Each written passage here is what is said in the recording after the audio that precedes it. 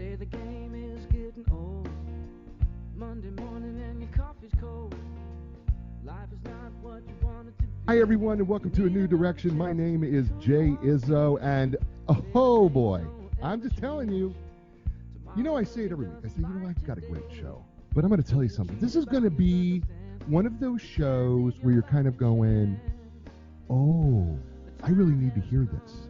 Yeah, you see, I have Shanah Bell with me, right? And you go, Shanah Bell. I go, yeah, no, Shanah Bell. Yeah, I have her with me. She wrote this book entitled How to Be a PITA. And you go, PITA? I don't want to be a chip. But no, wait, no, it's not about being chips. It's about being a pain in the ankles, a little higher. Okay, so, but that's it. But she is an entrepreneur, and she has this amazing story about her trials and tribulations of trying to be an entrepreneur and all the lessons that she learned in trying to make all this happen. And it's really, really cool. And she is going to help us really today to help you understand what it is that you need to do in order for you to be able to become that same type of an entrepreneur. She has such a relentless spirit. It's absolutely amazing, and you are going to absolutely love her. And I want to just say too that while we're doing this right now, and you wonder, well, what are you doing, Jay? Why are you stalling here? It's because today, you know what I know today is? Today is the very first day, right, that people can actually join us live on Castbox FM. So we're on Castbox FM right now, and if you're wondering where we're at, you can go to my Facebook page, you can go to LinkedIn, everywhere else. You could find where we're at on Castbox. It's really awesome, and you're going to love listening to us on live because we're going to be able to do this live every week now from here on out, and so it's going to be very cool. And so we want to welcome everybody from Castbox FM who is going to be joining us and who's listening in. We appreciate you as well. And Shanah is she's the inaugural. She's the beta test. And so we're really cool. But let's do what we do every week, right? Let's talk about the 4 areas of your life and how are you doing this week, right? Let's just check in, right? I believe that we're 4-part people. We're physical people, mental people, and emotional people, and spiritual people. And so I want to check in with you in the 4 areas of your life this week, right? I mean, for those of you who don't join us, I just ask everybody. I'm like going, hey, how are you doing the 4 areas? And go, I don't know what you mean, Jay. Well, let's start with the physical, right? How you doing physically? How you feeling? On a scale of 1 to 10, 1 being miserable, 10 being outstanding. How are you feeling, right? How's that? Are you feeling good? Would you give yourself a 4 or 5? 6, 7, maybe you're 9. Why? Ask yourself why. Why are you that number, right? And then ask yourself, okay, well, what do I need to do to bump that number up, right? And I don't mean that you got to bump it up if you're a 2 and you got to get to a 10, all right? I mean, what do you got to do to get yourself from a 2 to a 3? Or a 3 to a 4, or a 6 to a 7, or if you're a 9, how do you get from a 9 to a 9.5, right? So what do you need to do? Do you need to exercise a little bit? You need to change the way you're eating. You need to do some things. I know that one of the things about Shanah is, and this is kind of really cool, is that, she has celiac disease and she fights that whole thing. And she's come up with her and her significant other do this really cool eating healthy stuff. And she's got a master's in nutrition. And so she's into eating healthy and eating right. And she could tell you firsthand, right? If you're physically doing better, everything else seems to fall in place better. So you're better mentally, you're better emotionally, you're better spiritually, especially when you're better physically. And that's true. So how are you doing physically? You got that number? Good for you. So what's second number? Second number is how are you doing mentally? And what I mean by that mentally is what are you feeding your brain, right? The thing is that I don't care how old you are, right? You can always be feeding your brain good stuff. Okay, the problem is that so often we feed our brain bad stuff. And we don't feed our brain things that make our brain grow, because the truth is, in every area of your life, if you're not growing, you're dying. And because we never stay still. So you always have to be in a constant state of growth. But what are you feeding your brain? If you're listening to shows like this one right now, you know what you're doing is you're feeding both halves of your brain, because you're feeding that logical side that's saying, oh, I've never thought about that before. And then you're feeding your creative side that says, oh, I wonder if I can apply that in a unique way in my own life. And that's what shows like this do, right? But you could do other things. You could take up an instrument, learn a foreign language, paint, draw, do something different, and then read some really good books. Here's the thing, it's kind of like, we read so much fiction. Read some nonfiction, something that's going to really enhance your life and grow you and help you achieve success. And that's what Shanah's books does, How to Be a PITA. It's just going to help you grow, and it's going to be a great book, and it's to be great for both halves of your brain. So you got that number, right? Scale of 1 to 10, 1 being miserable, 10 being outstanding. You've got a physical number and a mental number. How about your emotional number? And when you go, what do you mean emotionally? Well, A scale of 1 to 10, 1 being miserable, 10 being outstanding. How are you able to control your emotions? Are you able to do that well? Can you control them? Can you keep them under control? When the little things happen to you, do you fly off the handle, or are you able to kind of stay and go with the flow? It's all about intention. It really is. This is all about intention. It's all about, can you intentionally make yourself under control? Because that's really what you want to do. It's part of emotional intelligence, or sometimes people use the word emotional quotient. The other part of your emotions is how well are you able to tune into the emotions of others? Because quite frequently we are so selfish that we do not tune into the emotional state of another person. And you know what? They need us emotionally, not just mentally, not just physically, but they need us also emotionally as well. So how well are you able to tune in, and are you really being intentional about that? All right. So what would you give you as a number? You got that number? Okay. So you've got 3 numbers, right? You got a physical number, mental number, emotional number, and then finally the spiritual number. Right? What is that thing on a scale of 1 to 10? How are you doing? 1 being miserable, 10 being outstanding. How are you doing spiritually? I mean, what I mean by that, I mean, what brings you back to center? What gives you a sense of peace? What is that thing that you believe in, that you have faith in, that you trust in, that you go, this kind of keeps me centered? And it could be a number of things. Some people it's God, some people it's karma, some people it's nature, some people it's themselves. They believe in that they're their own God, and that's okay. So, but does it give you joy? Is it giving you peace? Is it keeping you centered? And how's that happening for you? Is that working? And if it is God, well, how's that relationship going for you, right? I always ask that, because, what do you got to do to change that? What do you got to do to make that number grow? So you got 4 numbers now, right? Well, think of those 4 numbers as the legs of a table. And if they're off balance, it's kind of hard to keep that plate on an off balance table. At the same time, if all 4 of those legs are too low, you know what? It makes it also difficult to eat if you're sitting in a normal chair. And so, where are you at? How are you going to fix it? What are you going to do? And that's the 4 areas of life. And this leads me to my next guest. And I am so happy to have her on here. I love local authors, and she happens to be a local author, and she's fun, she's witty, she's awesome. She grew up in an entrepreneurial family, and it kind of drove her to think outside the box, quite honestly. And she's never stopped moving. I could tell you she's a person who will work 2, 3, 4, maybe sometimes 5 jobs at the same time. She's constantly on the hunt to learn new things. The book is actually really, really good. It's called How to Be a PITA. It's actually fantastic. And, one of her goals in life is she just wants to help as many people as she can. And that's what endeared me to her, is because, that's my goal. And that's why we call the show A New Direction, is because we want to help as many people as we can find a new direction in their lives. And Shanah Bell is one of those people, and her book is entitled The Art of Being a PITA. And so, ladies and gentlemen, and please welcome to the show, Shanah Bell. Shanah, welcome to A New Direction. Thank you, Jay. It was a great intro. I loved it. Well, very kind words. Very kind. Thank you. Well, you know what, you have this book out we're going to talk about here, but I need to let everybody know. Shanah Bell is being brought to you today by our gold sponsor, Inline Business Brokers and Advisors. Are you a business owner? At some point, you're going to need the services of an experienced business broker. Selling your business is a huge decision. Make sure you build your deal team, starting with the experts at Inline Business Brokers and Advisors. You can learn more online by going to inline.com. That's ENLIGN.com. And also Linda Craft and Team Realtors. No matter where you're at in the world, if you are looking to find the best realtor, then start with the experienced team of 34 years, Linda Craft and Team Realtors. And you can learn more about them by going to lindacraft.com, LINDACRAFT.com. Find out why they are known for having legendary customer service.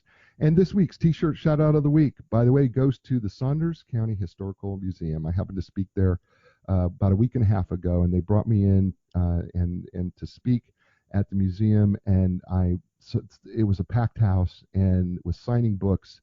And the folks at Saunders County, Nebraska, I just want to say thank you. And thank you for the T-shirt, because you guys gave me the extra large T-shirt. I'm wearing it now.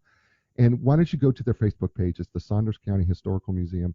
Why don't you go to their Facebook page, and why don't you give them a like? Because it's actually, even though it's a very small town, it's home of some of them. You would be surprised who the famous people are that come out of that little town. It's absolutely amazing. The Saunders County Historical Museum. You're the T-shirt shout of the week, and I thank you for the T-shirt. So, Shanah, you have this book called The Art of Being a PITA. And by the way, when I first, I didn't know where you were going when you were first writing the book. I was like going, oh, well, where's she going? And then I got, oh, PITA, pain in the, okay, got it. But what and I get it because, one of the things you have two phrases in the book that you use a lot. One is that you're very diverse, and then adaptability. And you and I have spent a lot of time tossing around these two terms about being diverse and adaptability. But really the big message for me out of this book for me is, to me, I see this woman who is so relentless in her pursuit of trying to figure it all out, and that she's got a variety of skills that and you're a quick learner, fast learning. But I keep hearing, everything I kept reading about this book is that she's relentless, she's never going to quit, and she's trying to figure it out. Is that accurate? I would say that's a fairly accurate assessment, Jay. I mean, pretty intuitive. Yeah, I mean, because, okay, well, first of all, listen, I didn't find my career till much later in my life. Okay, I had no idea what my career was going to be. So, I did everything from farm work to working in kitchens, bartending, like you did, to I worked in an electronics shop. I was putting radios in cars. I was doing all sorts of things like, I mean, the jobs that I did were crazy. And I start looking through the 30 billion jobs that you did. Some of them over the course of a lifetime. And I go, we're not alone. Your story is a lot of people's story. True? Yes. Yeah, I think it's true. It's just not told as often. Yeah. Do you think that? I mean, do you think that's really the point? Part of the point, one of the points of your book is that you're trying to get across to people is that you want them to understand that they're not alone. Is that part of it? Yes, that they're not alone, and that however they choose to make their money or live their life or find what it is that their real career is, if they have one, is sometimes not the most traveled path. Sometimes it's a lot of different things meshed together, and there's nothing wrong with that. How do you, I mean, I'm going to ask you, because, when you're an expert at having a lot of jobs, right? I mean, because you at some point you become an expert at having a lot of different jobs. I'm sorry. I don't know how else to put it, and I think there's a lot of people who go, oh, Shanah. Oh, God. I mean, there's people joining the show, by the way, Cohen Duda. Thanks for joining the show here on Cast FM. But I mean, one of the things is there's people going, oh, Shanah, I feel like I am in this never-ending cycle of just going from one job to another. Did you feel like that? Yes and no. Okay. Expand. Okay, so yes, I did, because I wasn't really sure where I wanted to go, what I wanted my career to be. But no, because I usually had multiple different types of jobs at the same time, right. And I really liked the diversity. So I was creating balance for myself that way. It just wasn't deemed as mainstream acceptable, I suppose is probably the best way to put it. So for me, it was more, I was, I guess, more trying to figure out what my career should be, because that's what I was supposed to be doing. That's what I was always told I was supposed to be doing. Right. So I wanted to try and figure that out, so it felt like I was going from one job to another, but in reality, I was creating my skill set, which is what I like doing, which is multiple different things. So we're talking with Shanah Bell, by the way, author of The Art of Being a PITA. And she's written this book really about her experiences in having multiple numbers of jobs as she's going along, trying to live the life that she wants to live and desires to live, and at the same time, the trials, the tribulations, the joys, the exaltations of going from job to job as she's trying to figure out along the way, what do I really want to do? What is it?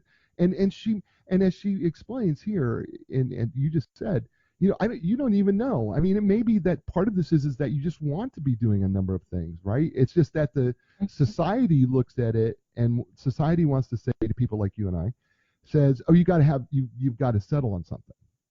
Mm-hmm. Yeah, you throw a dart and pick one. You can't have multiple. But what if I want to throw 3 or 5 darts and pick different things? Right. Well, I think yeah, go ahead. For this, it goes back to me. It goes back to the second part you were talking about with, intellectually, how are you feeling? When I have multiple different jobs, I am always intellectually learning something new every day. So I'm always at a 10. Always. Right. If I'm not learning at least one new thing a day, it's a fail. But usually it's at least 5 to 10 new things a day. Right. That's because I do multiple different things. I like it that way. Right. And there's nothing wrong with that. No.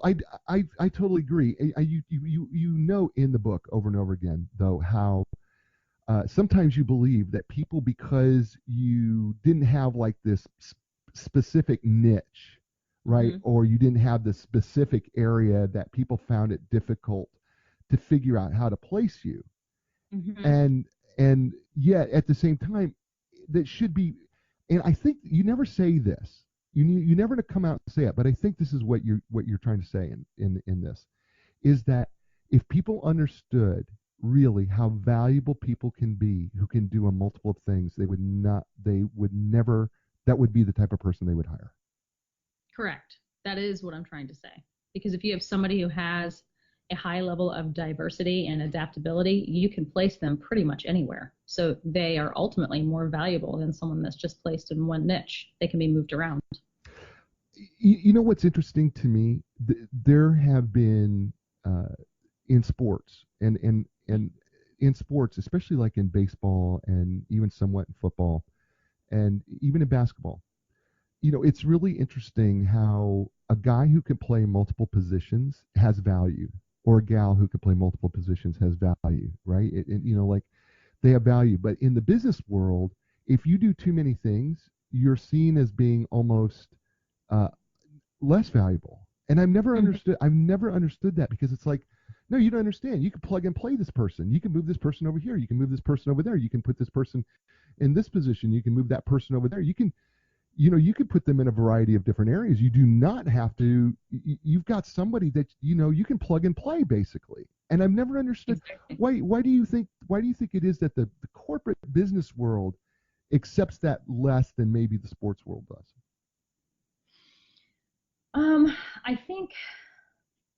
I think there's a lot more politics involved in the corporate world, from higher levels up, and I think there's a lot of, just from my experience, I think that the way the higher ups view it is that unless you've worked in this specific position for so long, you haven't earned your way up to a higher tier. Right.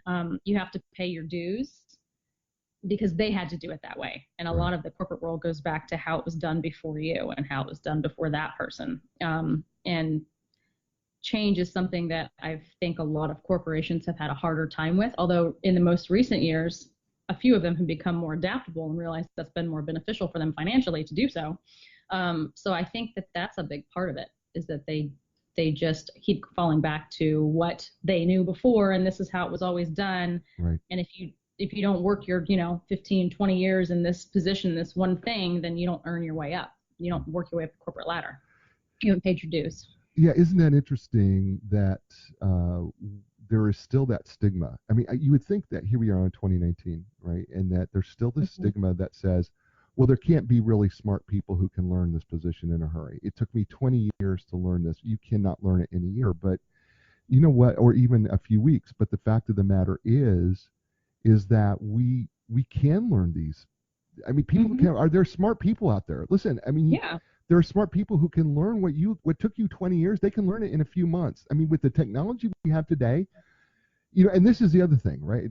I mean, that you have to admit. The other thing is that technology has made it far easier for us to learn far faster. Exactly. Oh, yes, so much easier. I mean, just take high school students, for example. When I was in high school, you didn't take college classes. That was not a thing. And now there's some kids graduating from high school and college at the same time. I know.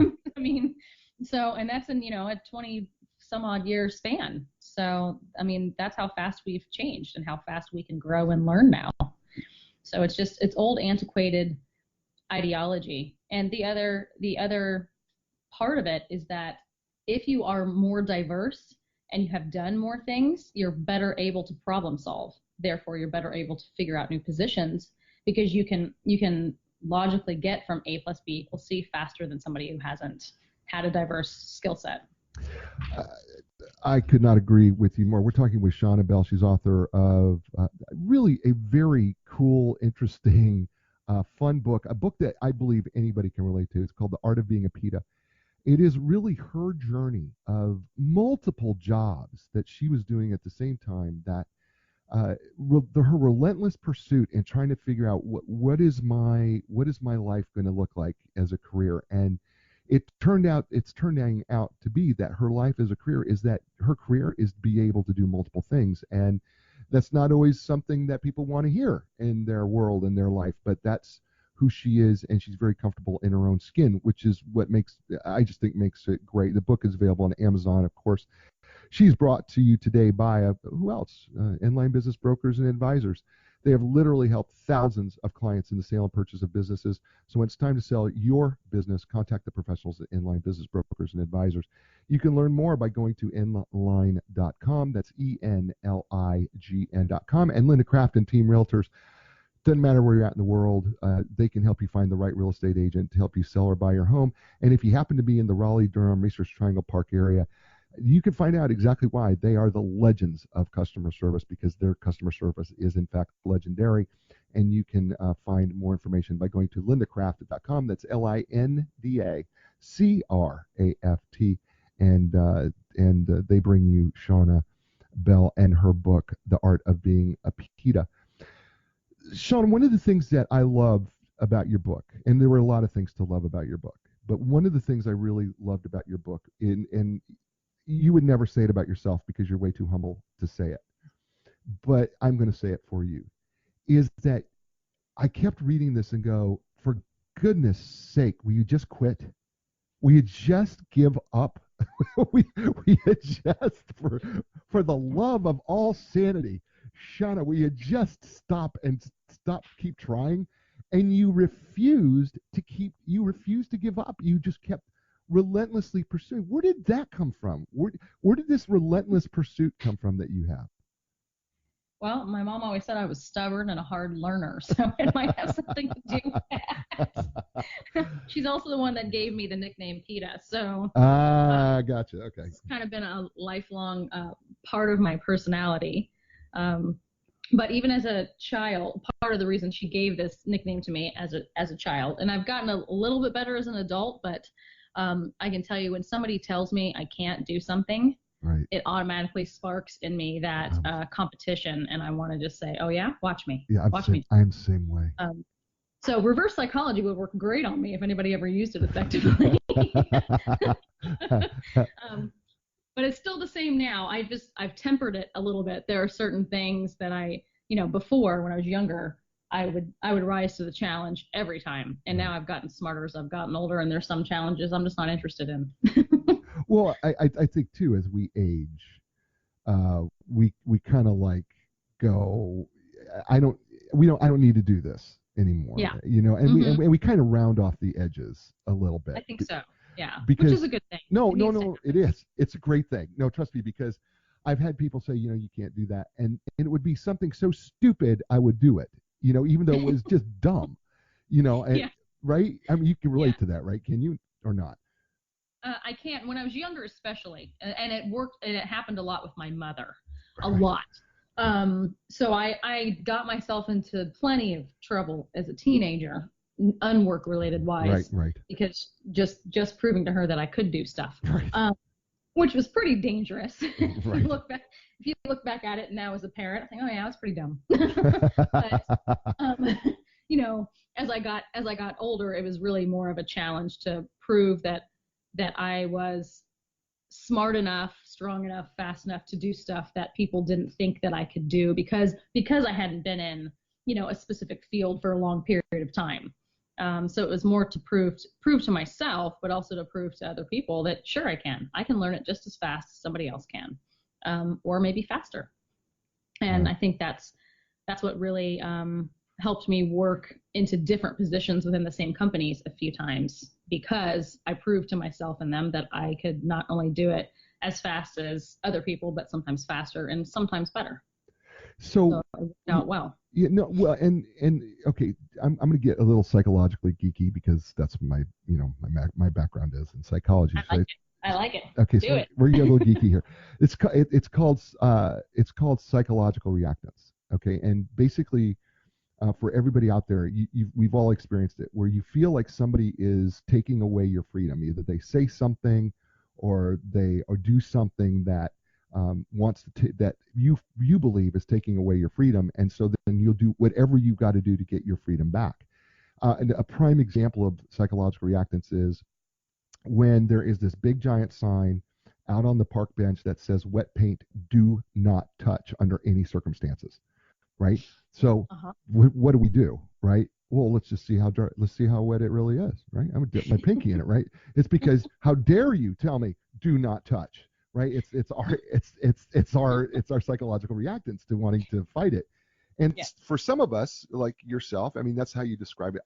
It's what you describe about yourself in the book, and certainly it's been my case too, is that the truth of the matter is that the psychological reactance works in such a way that what happens is that you're going to do whatever it's going to take to do it, and you're going to go ahead and you're going to do whatever it is they tell you can't do, and that's just it. I mean, that's just the point of it. So I totally get that. But I guess, you talk about your mom being an influence, and you talk about, that you were stubborn, and sometimes we want to blame personality and other things. But the truth of the matter is, this is more than just, can people learn? Well, I guess the question is, can they learn this? Or does this have to be, do you have to be born with this? I guess that's the question. Well, I think it's a combination of both. I think anybody can learn it, but it may not be to the same level or same degree. I guess the best way to put this is, part of this is nature and part of it is nurture. And I think anybody can learn to try and be a better version of themselves. Learn more, be a smarter, more diverse, more adaptable person, if that's something they desire. Not everybody desires that. Right. So part of it's going to be their nature. Is that even something that they care about? Because it may not be. And if it's not, then, what I do in my book is definitely not for them. And there's nothing wrong with that at all. No, I don't. But for those of us who want to try and live a happier, more well-balanced life and feel like we're contributing whatever it is our gifts or skills are, and know that we can always do better, because we can always be better. I mean, we're better a year from now than we are today. And same thing with, now I'm a better person than I was a year ago. I know more now than I did then. I'm better able to handle certain things than I did a year ago. But that's because I keep striving every day to learn new things and to continue to diversify my personality and my skill set and my intellect. But that's my choice. Right. So here's the thing about this line of questioning, and to help you kind of give an idea of where I want to go with this. Okay. So, because I can sometimes just not be very clear, but no, when I guess, encouraging people in a way that says, okay, maybe you're not born, with this particular personality, that you're terribly stubborn, but you can always do more. There's more in the tank that you can do. Yes, that's true. Right. There's always more. Because as much as your personality, and I agree with you, I think there is a natural nurturing part of you that I think there's a nurturing part of you that is or the nature part of you that is that way. But I also think that there's another part of you that just refuses to give in. I mean, not because it's the nature, but it's just because I think because you grew up in a family of entrepreneurs, that's been developed in you. I mean, don't you think to some extent? I think, yes, I do think that is a part of it, because that's what I grew up watching. Right.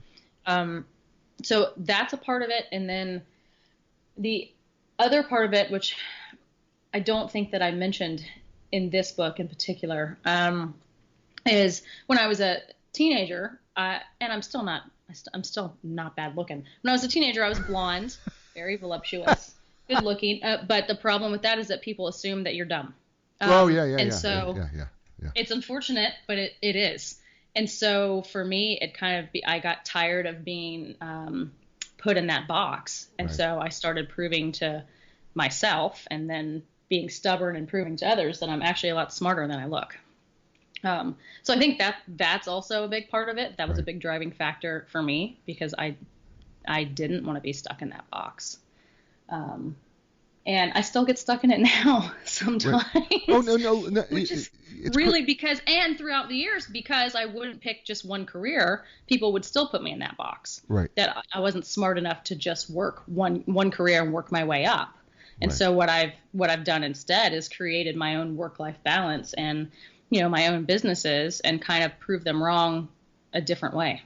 Because you can be successful not doing just one thing. Yeah, no, and I'm in total agreement with that. Okay, I totally believe in that. I totally believe that we don't have to be locked into one thing. And by the way, we're live on Castbox FM. We're doing a live cast today. It's our first one with Shanah Bell, and it's really cool because I'm watching people from all over the world join us live. And so I want to just thank everybody who is joining us on Castbox Live FM, and we will be doing this live show, so you'll be able to listen to us live on Castbox. And Shanah happens to be the very first show that we've ever done this on, and as typical, the first time you ever do it, you get a few glitches, but we work through it, and it's really great. So we're really excited about having everybody from around the world joining us on Castbox FM.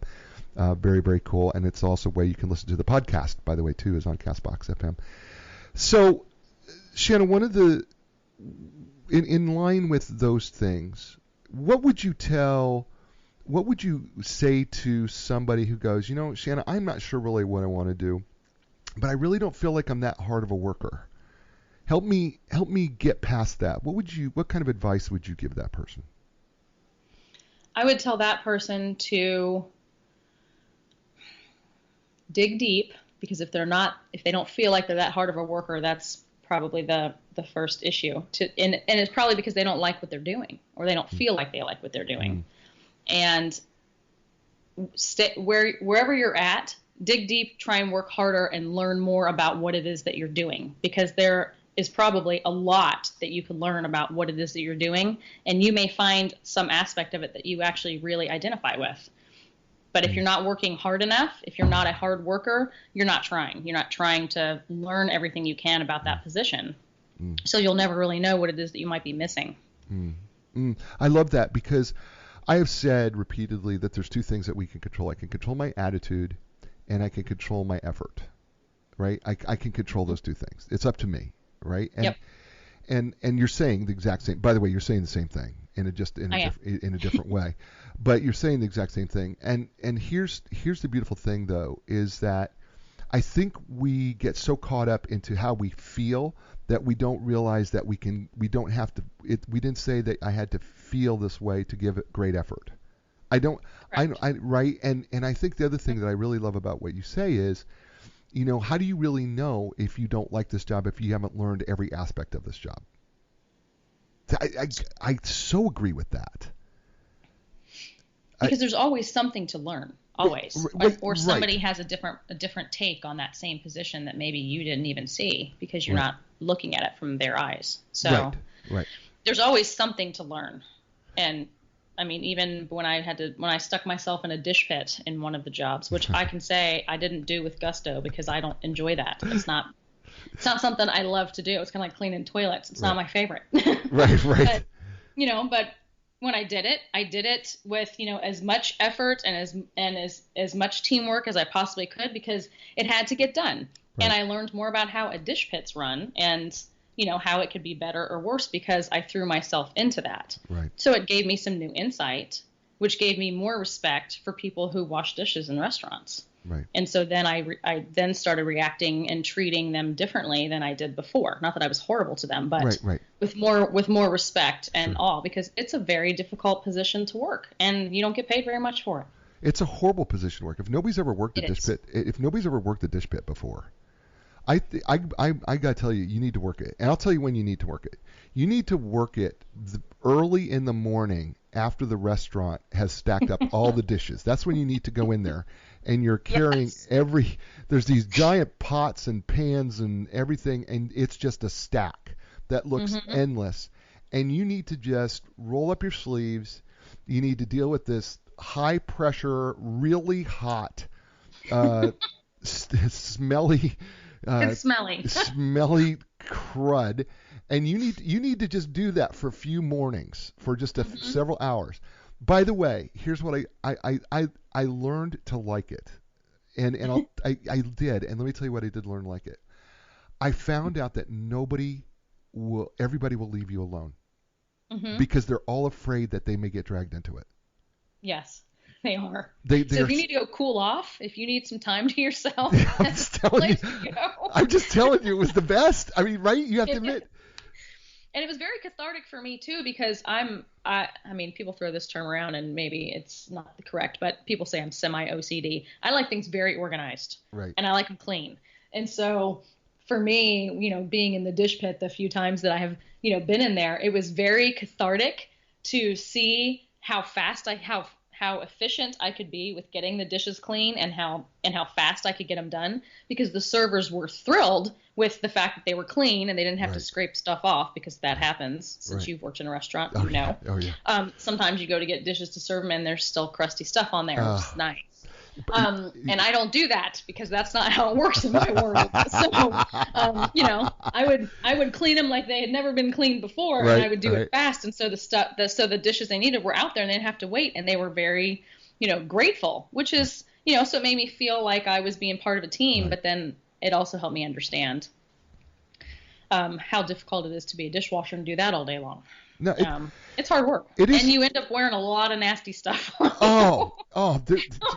You learn very quickly. Do not even bring your favorite T-shirt, okay? No. Because you are not going to get some of that stuff off your T-shirt. No. Or the smell. Sometimes the smell doesn't come out either. Don't bring your favorite shoes. Yeah, there wasn't enough Downy to put in the wash cycle to get rid of some of those smells. I mean, it's just really true. Yeah. It's really true. There comes a time you just got to throw them away. You're just done. I know, and I did that. Sadly, I think there's some of my favorite rock group T-shirts that wound up in the dumpster. Sadly, is what happened to that. Yeah. So, I mean, by the way, do you hear her sense of humor? Right? I mean, she's just full of life, and she's fun. And I think what people don't understand, and I think and I don't care how old you are, you need to revisit some of these places that you worked, because there were lessons to be learned. And after every single place in the book, one of the things that I thought was really cool, and I think this is another cool thing about your book, was that at the end of every place that you learned, you always took something away. Always. There was always some lesson, whether it was personal, whether it was professional. You literally looked at those jobs as going, there's always something I could take away that I can learn. And to me, that was a beautiful part of your book, because I was like going, man, we don't do that enough. We even if the experience was bad, even if you had a horrible experience, and you had several of those in the book, and you had a horrible experience, maybe it was with the people that you worked for, maybe it was the situation, maybe it was the pay, maybe you didn't get paid, whatever it may have been, all right? You still walked away going, you know what? I learned something from this. And to me, I think that's a really big lesson for us to learn from you in this book, is you can always take away something, right? And you should, because jobs are like relationships.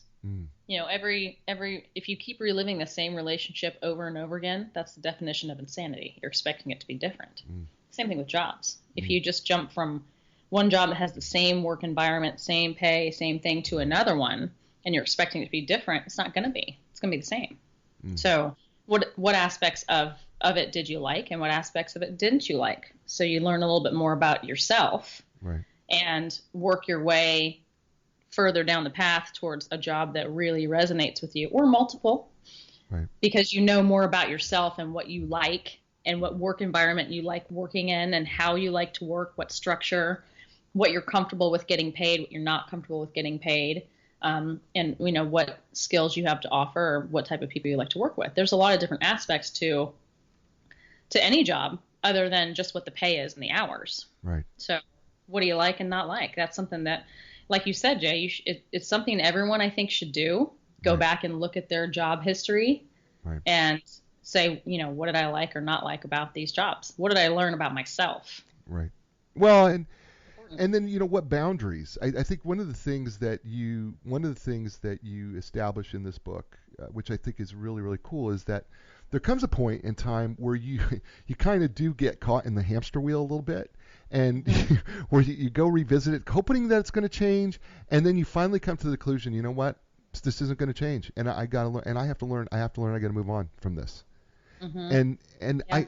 And what I love about that, though, and what I love about your honesty about that is that, people, this is going to happen. It happened to me. I kept doing the same thing over and over and over again until I finally learned, dude, this is never going to work for you.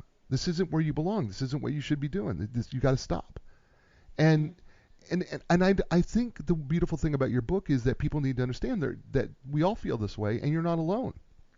And I think your book exemplifies that very, very well, that when they read this book, it's you're not alone. She's expressing many of the feelings that you felt in the book, and I think that was part of your intention too, right? Is that people could relate to your own emotional journey and life journey in this. Yes, yeah, that was definitely part of the point. I wanted them to try and be able to see it, not just through my eyes, but through their own eyes and their own life experiences, and how similar they really can be. Yeah, I did find that I did really enjoy that part of it, because I enjoyed the fact that it was okay that we're going to mess it up sometimes, and sometimes people are going to mess it up for us, and sometimes we're going to do the same thing over and over again, hoping that the lesson's going to change, and it doesn't. But we have to do it in order to learn. And then the other thing is that regardless of how bad a situation is, there's always something good that you can learn from this, and that you could take away from this thing, even if it's a boundary issue down the road. Or I think it was one of the chapters that you really learned how to negotiate for yourself. I mean, you finally got tired. I mean, you didn't come out and say it explicitly, but you clearly had a transition where you finally said, you know what, I'm going to negotiate. Because there's literally a point at the book where you're not negotiating, you're just accepting whatever they give you. And then it's like you're going to the table going, what do you get? Well, let's talk about what we want. And then literally they go, well, we want to offer this. Well, this is what I'm coming in with. And you meet in the middle. And then one time you go, dang it, I started too low because they would have given me more. But it's a great lesson for people that it's okay to negotiate for yourself. It is, but I think it's harder. So I'm going to say it's especially harder for women. So just because at least women of my generation, because we weren't really taught to negotiate, and we weren't told that we were really allowed to. Whereas men have a tendency to negotiate more right off the bat. Right. Women do not. And we can sometimes bring more emotion into the table than men can when it comes to negotiating. And so a lot of times women just won't do it. So I wanted to make sure I put that in there, because even for me, even though I knew I was worth more money, a lot of times I would just go in and I'll just take whatever people would give me in hopes that I can prove to them that I'm worth a lot more, and then negotiate. Right. And more often than not, that didn't work out well, because they didn't want to pay me more money. They were already getting the extra work for the lower amount of pay. Right. So why would they? Yeah, no, I love it. We're with Shanah Bell, and she wrote the book, The Art of Being a PITA, available at Amazon, and paperback and Kindle version currently. We'll find out if there's going to be other versions down the road. I'm sure there probably will be. And it's great. It's just a fun read. And listen, if you're in that stage of your career where you're just going, and I don't care how old you are, you're maybe in a stage of career, I just can't figure it out.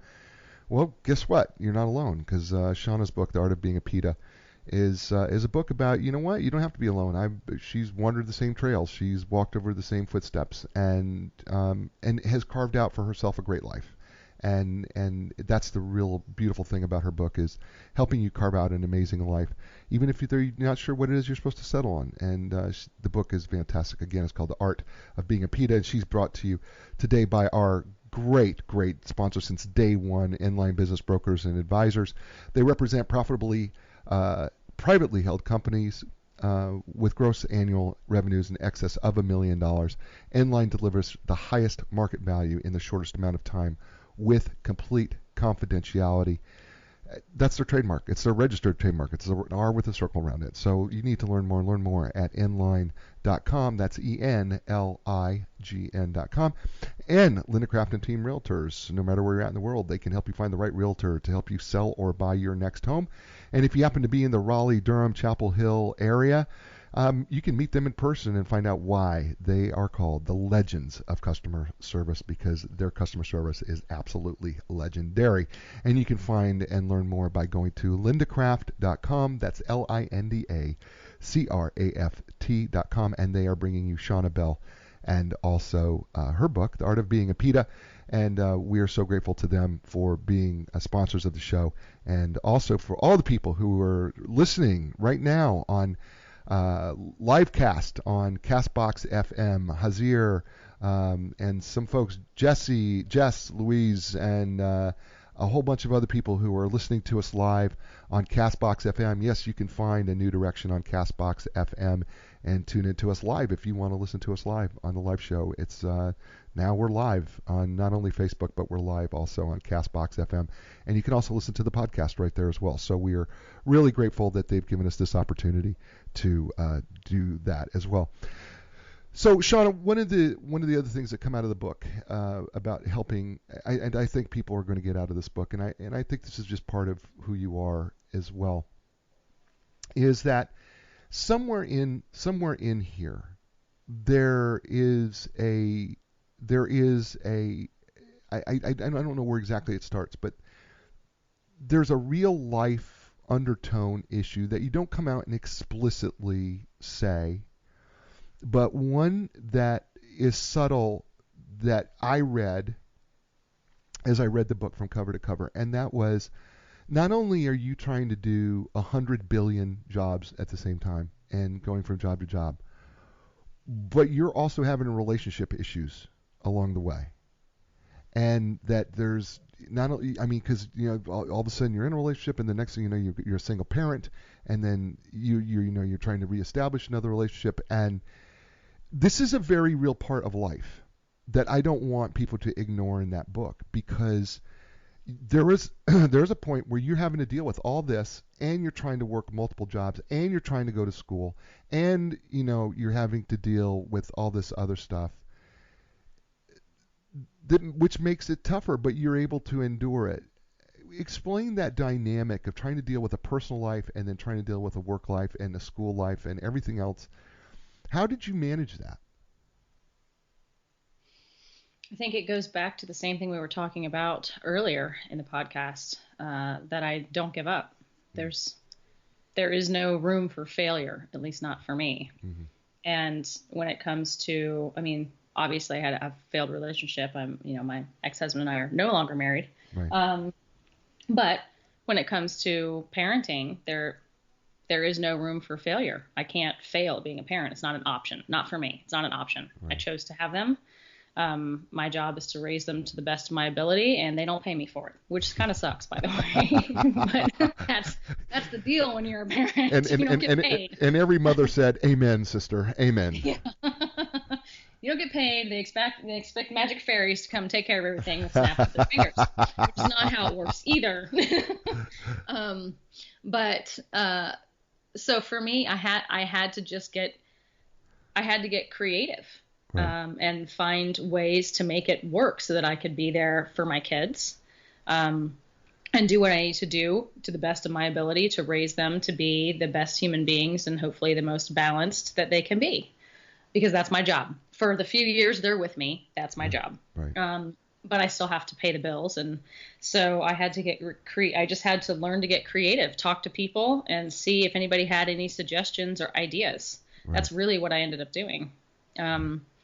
And then when it came to the new relationship, my my spouse and I think we've been together about 3.5 years now, and are now a blended family with 5 kids because we're totally crazy. When we first got together, I was still working multiple jobs, but I was working one on a more full-time basis, and it was really just kind of sucking the life out of me, which was not the original deal when I agreed to take that job. And sorry, because that's never been my deal. Especially since I've had children, that was never my deal. I had to make sure I was there for the kids because that's my job. Right.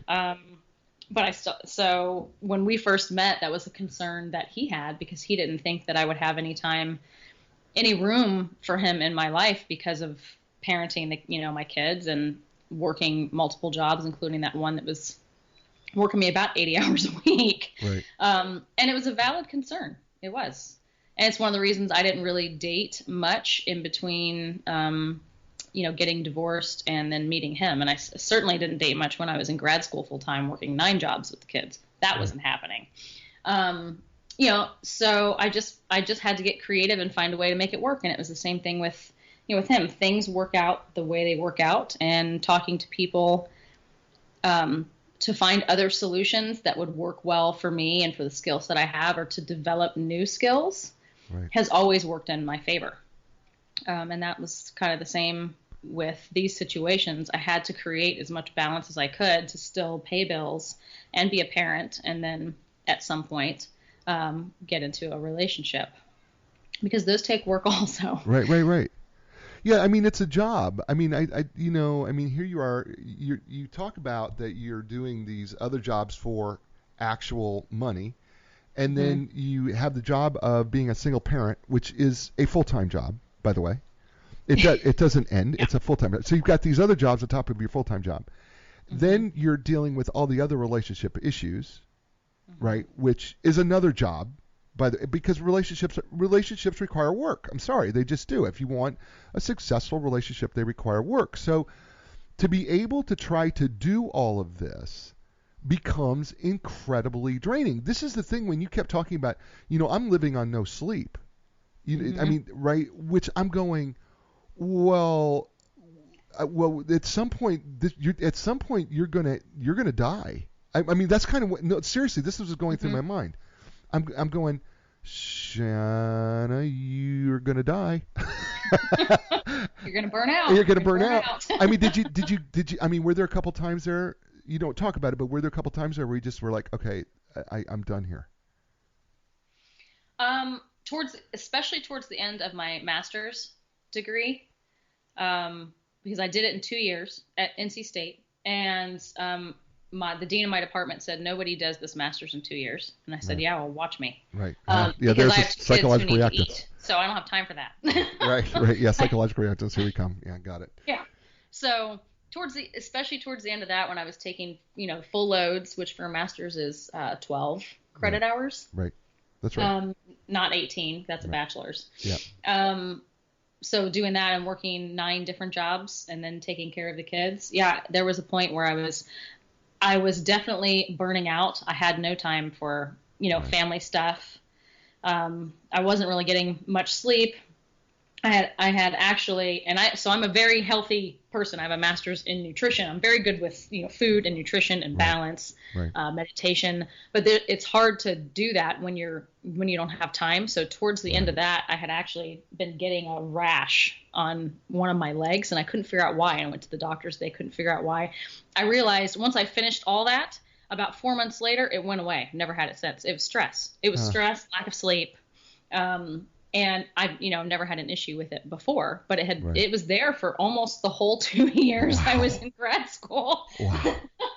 And I was like, well, I'm not eating any different. I'm just not eating much. So my body was on survival mode. Right. And you can't do that long term. And I knew that I wasn't going to do it long term. I knew it was 2 years. And for me, I was just trying to power through it. And in my life, sometimes I've just done that. That doesn't mean that that's the best route to take. I'm not advocating that. Right. I'm not saying go ahead and do your master's in 2 years and work 9 jobs and be a single parent with 2 kids just because I did it. I'm not saying it was the best thing to do. I'm saying that was the choice that I made. Right. So once I finished my life got a little bit better, and it's definitely not as chaotic now as it was then. And I actually get, a full amount of sleep every night, which is a beautiful thing. That's awesome. Yes, it is. No, it really is. It really is, because I think what you're saying here ultimately is, the journey's been worth it. I mean, it's not that it's over. I'm not saying by any means that it's over, but you're starting to feel like there's a little light at the end of the tunnel.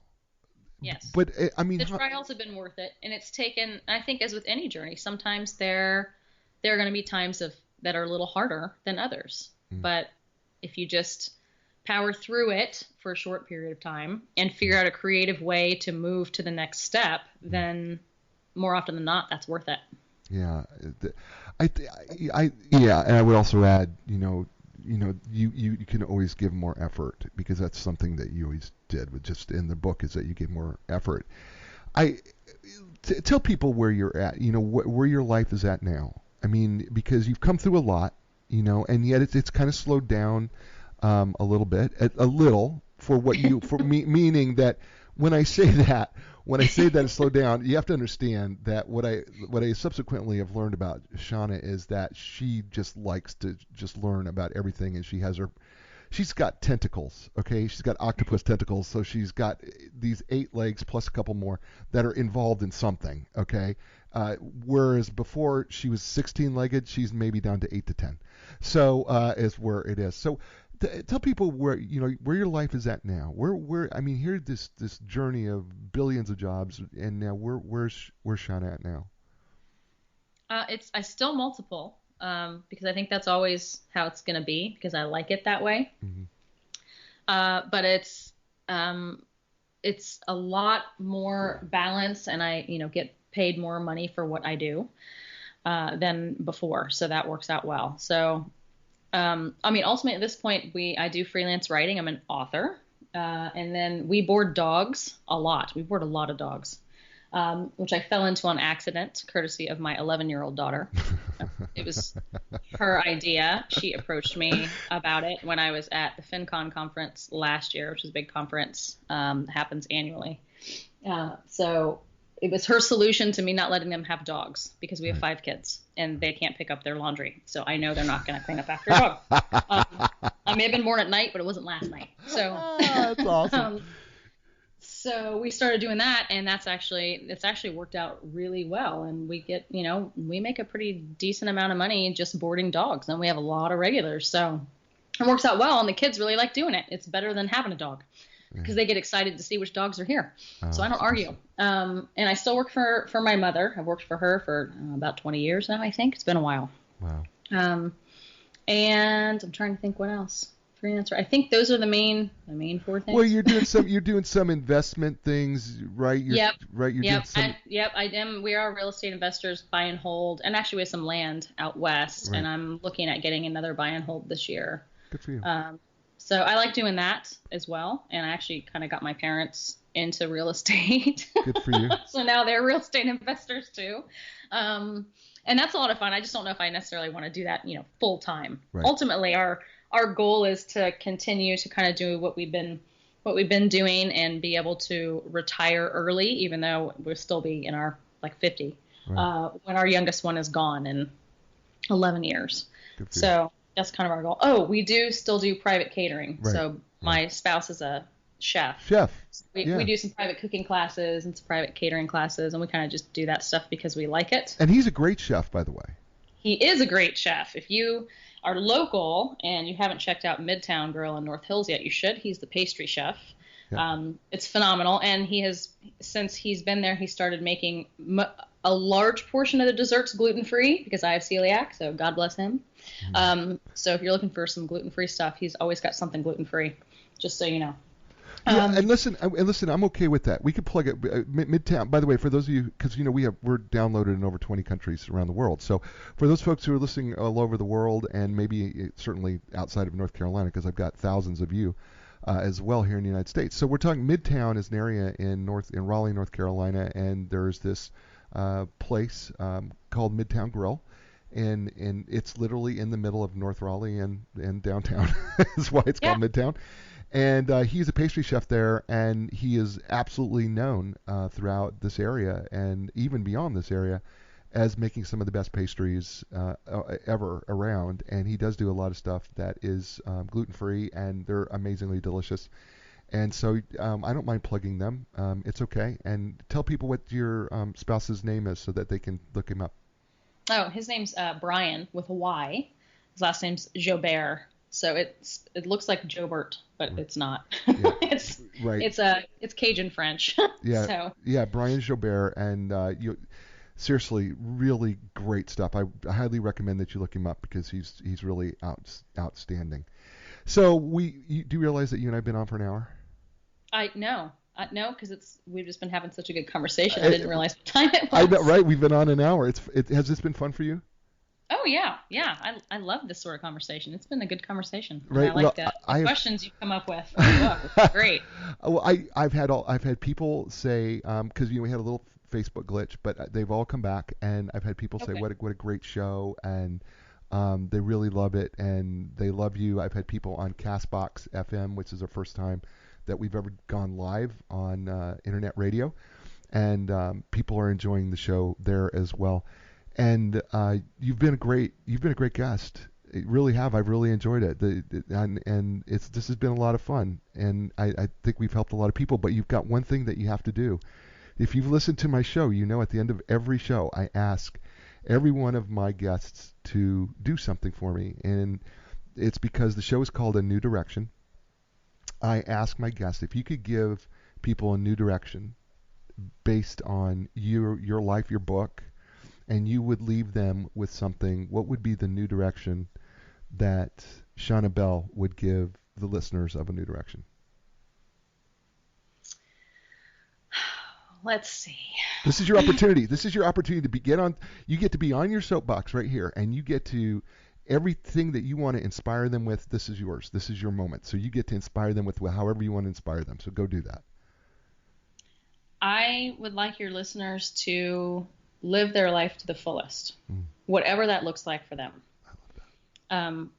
And a lot of times that's through figuring out what your skills are, or going back to old skills that you had when you were younger that you forgot you had, latent skills, things you loved doing when you were a child or a teenager, or early 20s, that just fell by the wayside because life took hold.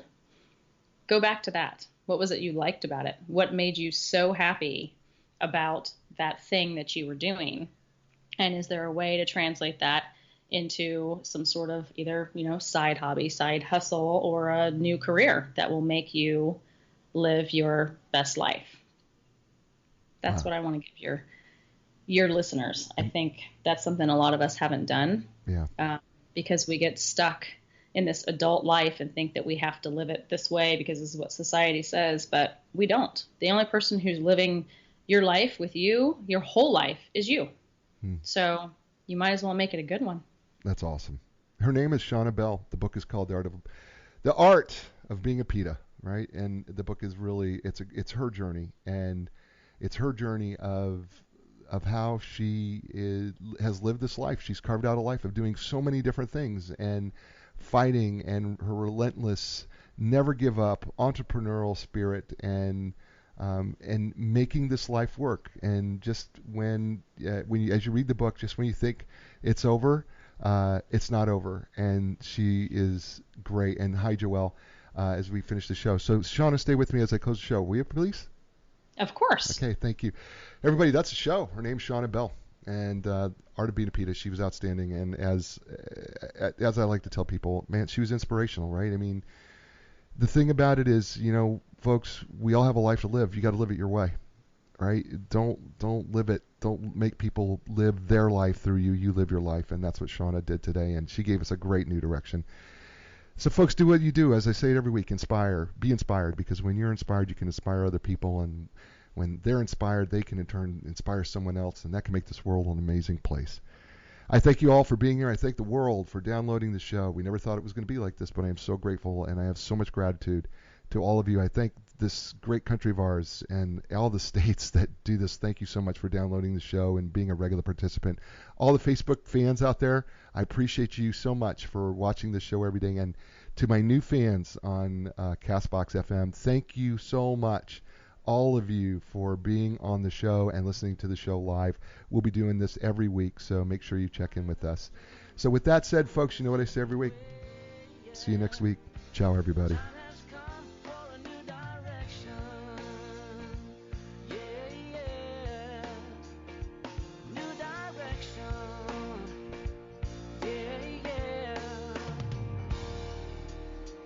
When you lost your confidence and the answers don't make sense, got to keep your hope alive. You got to know you can survive. This is your time to fly.